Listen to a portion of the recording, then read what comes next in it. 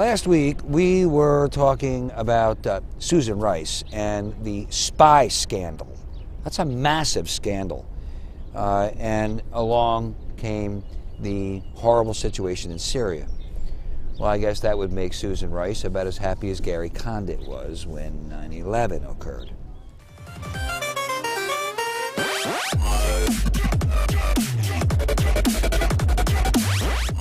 She gets a pass, huh? Not that she had to be all that worried. Anyway, she's part of the Obama White House, and a big fat D after her name. Media wasn't really going to report on that as much as they should anyway, if at all. But we're not going to let that go.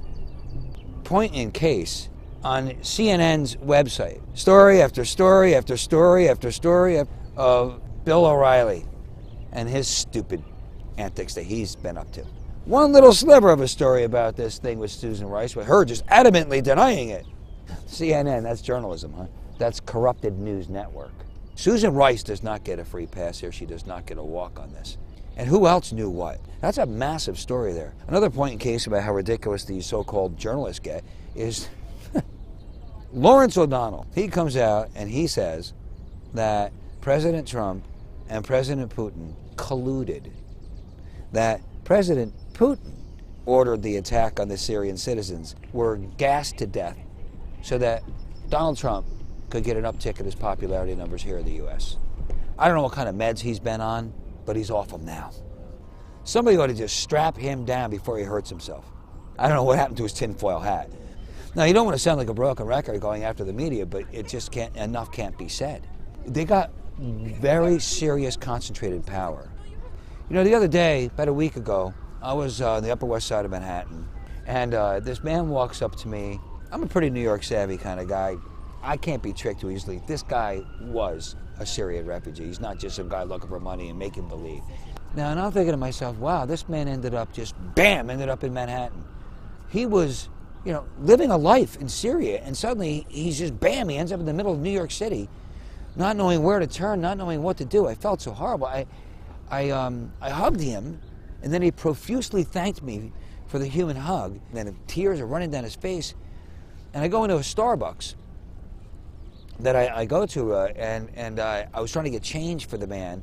I had to wait because there were people in line, right? So I finally get out there maybe a couple minutes later, and he's gone. Go back to the Starbucks, and a young girl there is telling me, hey, we accidentally made a egg and cheese sandwich, and you want to try and give this to him. So I went out really looking for it. Now I got food and money to give him.